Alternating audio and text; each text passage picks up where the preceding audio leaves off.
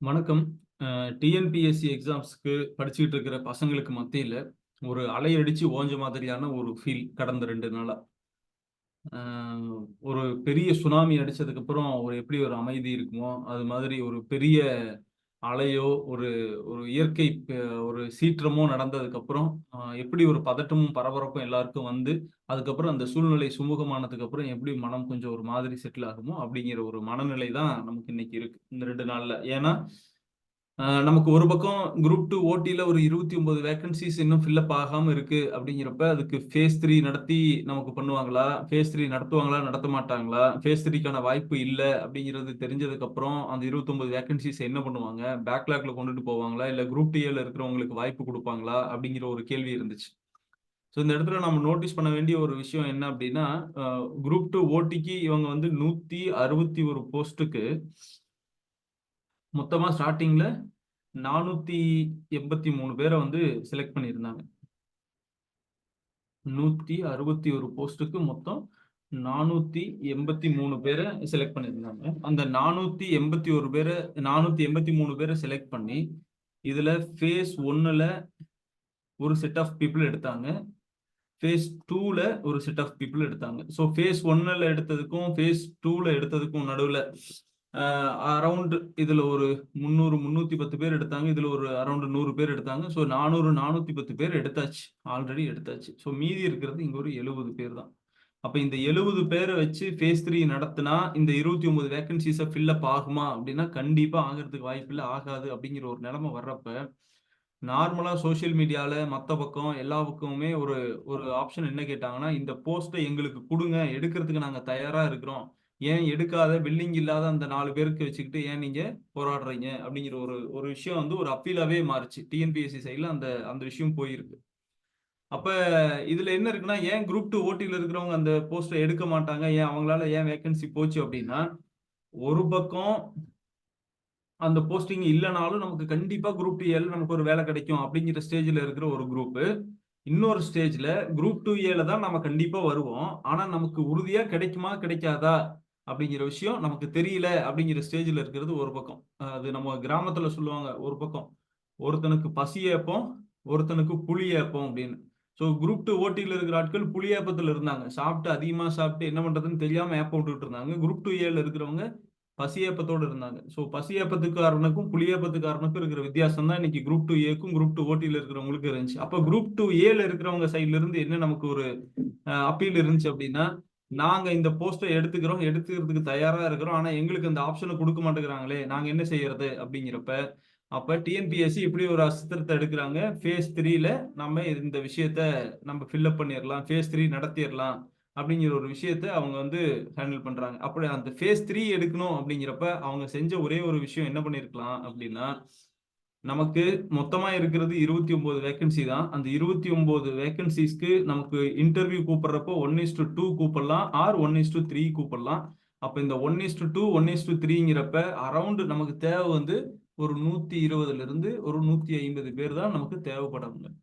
ஆனா இவங்க சரி வில்லிங்னஸ கேட்டே முடிவு பண்ணிடலாம் அப்படின்னு முடிவு பண்ணது தப்பு இல்ல. ஆனா யாருகிட்ட எல்லாம் வில்லிங்னஸ் கேட்கலாம் அப்படிங்கிற ஒரு விஷயத்துல ரொம்ப பெருந்தன்மையா டிஎன்பிஎஸ்சி நடந்துக்கிட்டாங்க. மொத்தமா இருக்கிற எல்லாத்துக்கும் ரீச்டு ஜோன்ல இருக்கிற எல்லாருக்கிட்டையும் நாங்க வில்லிங்னஸ் கேட்கிறோம், யாரையும் நாங்க விட்டுறல, எல்லாருக்கிட்டையும் வில்லிங்னஸ் கேட்கிறோம் அப்படின்னு கேட்டுட்டாங்க. அந்த அந்த பெருந்தன்மையா அவங்க எடுத்த அந்த முடிவு தான் இப்ப அந்த இத்தனை பரபரப்புக்கும் இத்தனை பதட்டத்துக்கும் காரணம் அப்படின்னு சொல்லுவாங்க. ஏன்னா ரீச்டு ஜோன்ல இருக்கக்கூடிய அரௌண்ட் ஒரு 15,000 பேர்ல ஒரு ஒரு குறிப்பிட்ட கேட்டகரியை தவிர ஜெனரலுக்கு வரல, எஸ்டி எஸ்சி எஸ்சிஏக்கு வரல, எஸ்டிக்கு வரல, இவங்களுக்கெல்லாம் ஏன்னா ஆல்ரெடி வேகன்சிஸ் இல்ல, அதனால இவங்களுக்கு வரல. இன்னும் வேற யாருக்கு இன்னும் ஒரு ஒரு பர்டிகுலர் கேட்டகரிக்கு மட்டும் வரல. எஸ்டிக்கு எஸ்சிஏக்கு வந்திருக்கு, ஜெனரலுக்கு வரல, எஸ்டிக்கு வரல, அதே மாதிரி பிசி முஸ்லீமுக்கு வரல. இன்னொரு குரூப் யாருக்கு வரல அப்படின்னா, அந்த லிஸ்ட் வர்றப்ப லிஸ்ட் 2 கேண்டிடேட்ஸ் அப்படின்னு சொல்லி நமக்கு ஒன்னு விட்டுருந்தாங்க. அந்த லிஸ்ட் 2 கேண்டிடேட்ஸ்க்கு வரல. ஏன் லிஸ்ட் 2 கேண்டிடேட்ஸ்க்கு வரலன்னா, லிஸ்ட் 2 போஸ்டிங்கிறது ஸ்பெசிபிக் டிகிரி ஸ்பெசிபிக் போஸ்ட். இந்த list 2 candidates are not eligible for special branch assistant. அந்த போஸ்ட்டுக்கு அவங்க எலிஜிபிள் இல்ல, அதனால லிஸ்ட் 2 கேண்டிடேட்ஸ்க்கு வரல. லிஸ்ட் 2க்கு வரல, ஜெனரலுக்கு வரல, எஸ்டிக்கு வரல, பிசி முஸ்லீமுக்கு வரல, அண்ட் வெரி ஸ்பெசிஃபிக்கா ஏதாவது ஒரு ஒரு கம்யூனல் கேட்டகரிக்குள்ள இருக்கிற பிஎஸ்டிஎம் அதுக்கு அந்த ஃபில்லப் ஆயிருக்கிற பிஎஸ்டிஎம்க்கு வரல. இவங்களை தவிர மீதி எல்லாருக்குமே வந்துருச்சு. இப்போதைய கணக்குப்படி நமக்கு வந்தவங்களுக்கு எல்லாமே எவ்வளவு பேருக்கு வந்திருக்கும் சார் அப்படின்னா, இது குறைந்தபட்சம் ஒரு 12,000 பிளஸ் மெம்பர்ஸ்க்கு வந்திருக்கு.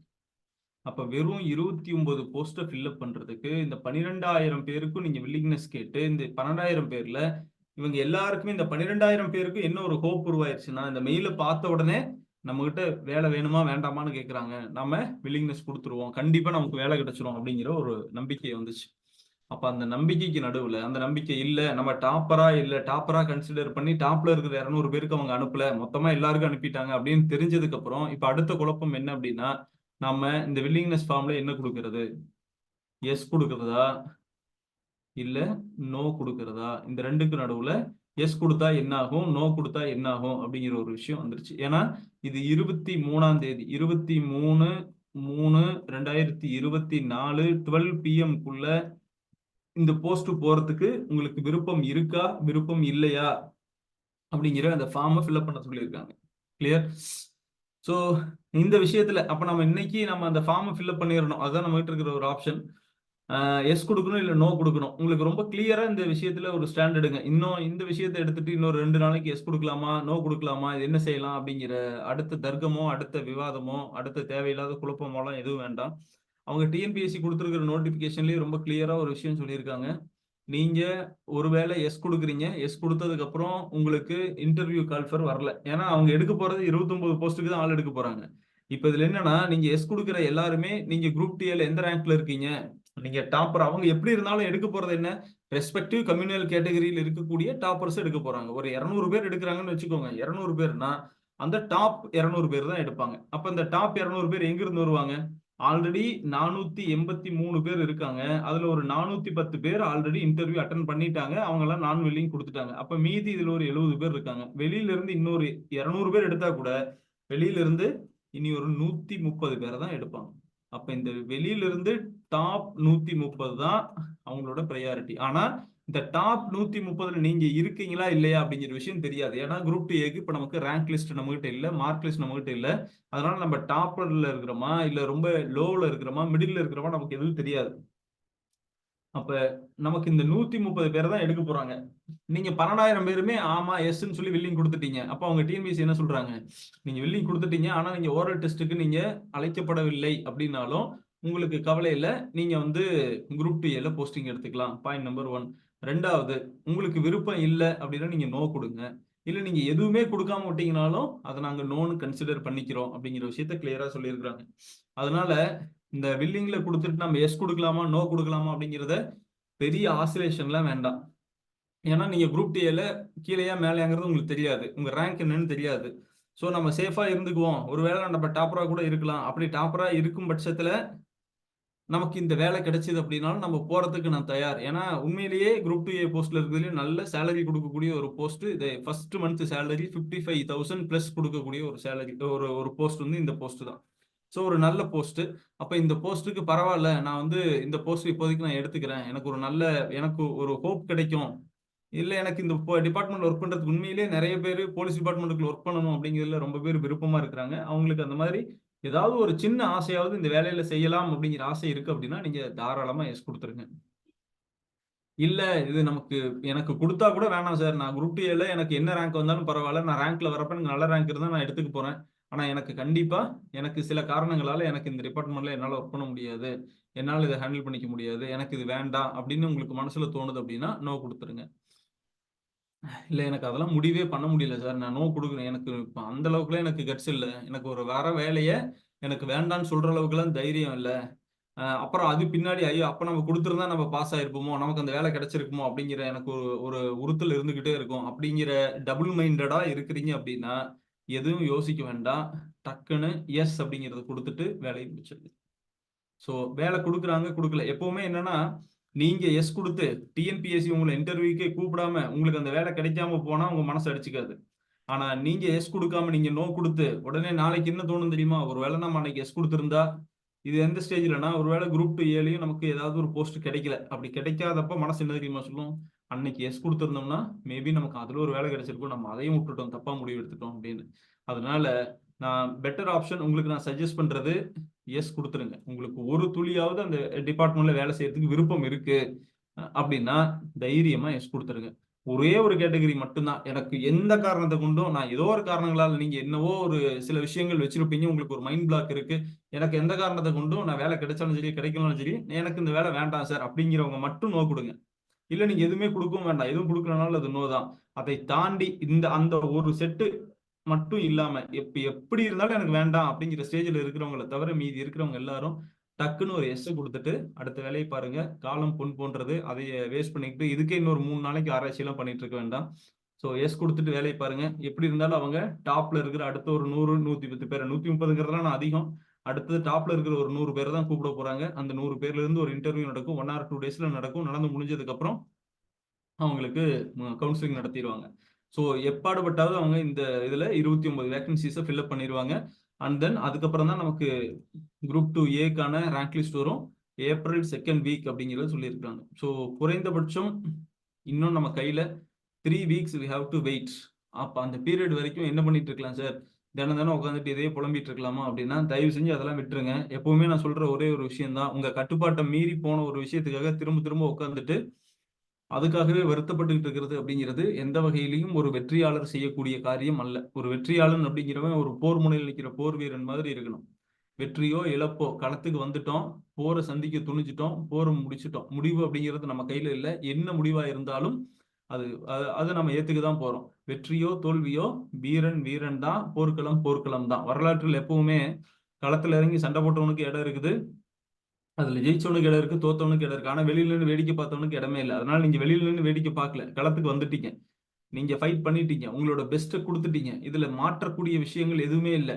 நான் இப்படி பண்ணிருக்கலாமோ, அப்படி பண்ணிருக்கலாமோ, இதை பண்ணியிருந்தா இப்படி வந்திருக்குமோ, அப்படி வந்திருக்குமோ அப்படிங்கிற எண்ண ஓட்டங்கள் எல்லாமே, மனம் அப்படிங்கிறது ஒரு மாய மந்திர சாவி மாதிரி. அது அது போட்டு உங்களை குழப்பி எடுக்கும். அந்த குழப்பத்தை எல்லாம் தாண்டி நீங்க இதை பண்ணிருக்கலாம், அதை பண்ணிருக்கலாங்கிற எந்த விஷயமான ஆசிலேஷனுக்கும் இப்ப இல்ல. நீங்க களத்தில் நிற்கிற போர் வீரன் மாதிரி கம்பீரமா நில்லுங்க. வெற்றியோ தோல்வியோ நான் மார்பு காட்டி நிற்கிறேன்.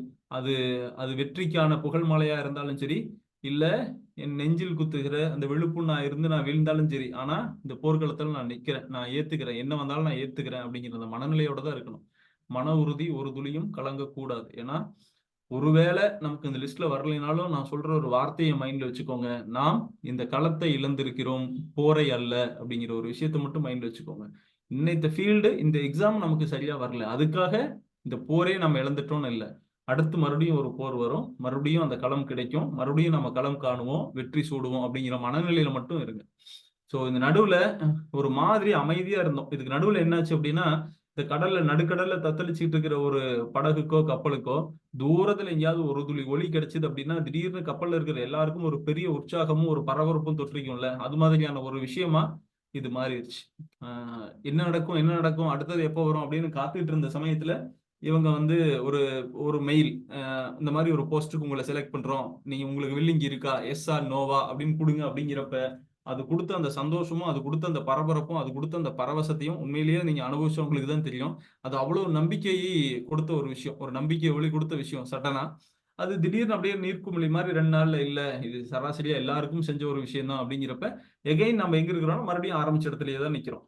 2Aல வருமா வராதா, இந்த போஸ்ட்டுக்கு நம்ம கூப்பிடுவாங்களா கூப்பிட மாட்டாங்களா அப்படிங்கிற மறுபடியும் ஆரம்பிச்ச இடத்துலயே தான் நிக்கிறோம். அது தப்பு இல்ல.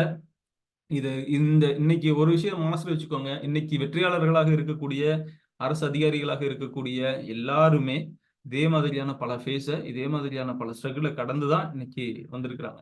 அதனால இந்த களத்தில் நிற்போம், கடைசி வரை நிற்போம், தைரியமா நிற்போம், உறுதியா நிற்போம், எதை கண்டும் கலங்க கூடாது. அப்ப இருக்கிற காலத்தை எதை கண்டும் கலங்க கூடாதுங்கிறத நான் ஏன் இவ்வளவு ஸ்ட்ரெஸ் பண்ணி சொல்லிட்டு இருக்கிறேன்னா, அதை கலங்குனீங்கன்னா இருக்கிற காலத்தை நீங்க கோட்டை விட்டுருவீங்க.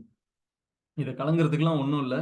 என்னவா இருந்தாலும் ஏற்றுக்கொள்கிற மனப்பக்குவம் அப்படிங்கிறத வச்சுக்கணும். நமக்கு முன்னாடி இருக்கிற வாய்ப்புகள், கடந்து போன காலத்தை உங்களால எதுவுமே செய்ய முடியாது. ஆனா உங்க கண்ணுக்கு முன்னாடி இருக்கிற வாய்ப்புகளை 100% உங்களால் பயன்படுத்திக் கொள்ள முடியும். அப்போ உங்க கையில இருக்கிற விஷயத்துக்காக, கையில இல்லாத விஷயத்துக்காக கவலைப்பட்டு கையில இருக்கிற விஷயத்த கோட்டை விட்டுறக்கூடாது. அடுத்தது குரூப் 4 எக்ஸாம் வரப்போகுது. 5000 வேகன்சிஸ் தான் சார் இருக்கு அப்படின்னு அதுக்கு ஒரு குறையெல்லாம் சொல்லிட்டு இருக்கக்கூடாது. அது 100% அது 10,000 வேகன்சிஸா இன்க்ரீஸ் ஆகும். அப்ப நமக்கு அந்த வேகன்சிஸ் எல்லாம் இன்க்ரீஸ் ஆகுறப்ப நமக்கு அதுல ஒரு இடம் அப்படிங்கிறத நம்ம இன்னைக்கே உறுதிப்படுத்தி வச்சுக்கணும். நான் உங்களுக்கு சொன்ன மாதிரி முழுசா ஒரு ப்ரிப்பரேஷன்ல உட்காந்து எல்லா சப்ஜெக்டையும் படிக்க முடியலன்னா கூட பரவாயில்ல. ஸ்பெசிஃபிக்கான ஒரு ஏரியா, ஐஎன்எம் படிச்சு முடிச்சிடணும், பாலிட்டி படிச்சு முடிச்சிடணும், தமிழ் படிச்சு முடிச்சிடணும், மேக்ஸ் போட்டு பார்த்து முடிச்சிடணும் அப்படிங்கிற ஏதாவது ஒரு ஏரியாவில் ஸ்ட்ரென்தன் பண்ணிக்கிட்டே இருங்க. ரிசல்ட் குரூப் ஏ வந்ததுக்கு அப்புறம் அதன் முடிவுகளை பொறுத்து நீங்க ப்ரொசீட் பண்றதா இல்ல அதை டிராப் பண்றதா அப்படிங்கறத நம்ம அப்போ முடிவு பண்ணிக்கலாம். ஆனா நீங்க களத்துல இருக்கணும். போர் வந்தாலும் போர் வரலனாலும் போர்க்களத்திற்கு செல்லும் வீரன் எப்படி தினமும் பயிற்சி செஞ்சு தயாரா இருப்பானோ அந்த தயார் நிலை அப்படிங்கிறது ரொம்ப முக்கியம் காம்படிட்டிவ் எக்ஸாம்ல. இந்த தயார் நிலை இல்லாம கடைசி நேரத்துல பாத்துக்கலாம், கடைசியில யாராவது ஒரு தேவதூதன் வருவான், நாம வண்டி ஏறி போயிரும் அப்படிலாம் நினைக்காதீங்க. உங்களை யாருமே காப்பாற்ற முடியாது, வழிகாட்ட முடியும். ஆனால் உங்கள் கால்களை உந்தி உங்கள் இறக்குகளை விரித்து நீங்கள் தான் உங்களுக்கான உயரங்களை அடைய வேண்டும், நீங்கள் தான் உங்கள் பறத்தலுக்கான செயலை செய்ய வேண்டும் அப்படிங்கிறது இது ரொம்ப ஒரு ஒரு பிரபலமான பாரசீக பழமொழி. உங்களுக்கான உயரங்களை நீங்கள் தான் பறக்க வேண்டும் அப்படின்னு. அதனால அந்த அந்த விஷயத்த அதை நீங்க வச்சுக்கோங்க, அவ்வளவுதான். அந்த விஷயத்தை எடுத்துக்கிட்டு அதை செஞ்சுக்க வேண்டியதான். ஸோ கலங்குறதுக்கு ஒன்றும் இல்லை. அதனால எஸ் ஆர் நோ அப்படிங்கிறவங்களுக்கு நான் போகவே மாட்டேன் அப்படிங்கிற மனநிலையில் இருக்கிறவங்களை தவிர மீதி எல்லாரும் எஸ்ன்னு ஒன்று கொடுத்துட்டு அடுத்த வேலையை பாருங்க. அடுத்தது உங்களுக்கு அந்த டாப் லிஸ்ட்ல நீங்க இருக்கிறீங்க அப்படின்னா உங்களுக்கு கண்டிப்பா வந்துடும், ஒரு கால் ஃபர் வரும். ஓரல் டெஸ்ட்டுக்கு போங்க. இந்த ஓரல் டெஸ்ட் சம்பந்தமா நீங்க அங்க போறீங்க, சப்போஸ் நீங்க வந்து ஓரல் டெஸ்ட்ல செலக்ட் ஆயிடுறீங்க, உங்களுக்கு ஓரல் டெஸ்ட் கூப்பிடுறாங்க, இன்டர்வியூக்கு இதுல எப்படி பண்ணணும் என்ன பண்ணணுங்கிறதெல்லாம் தெரியல அப்படின்னா இன்டர்வியூ கைடன்ஸ் நீங்க எப்ப வேணாலும் கால் பண்ணுங்க. எந்த தயக்கமும் வேண்டாம், உங்களுக்கான முழுமையான இன்டர்வியூ கைடன்ஸை நாங்க தரோம்.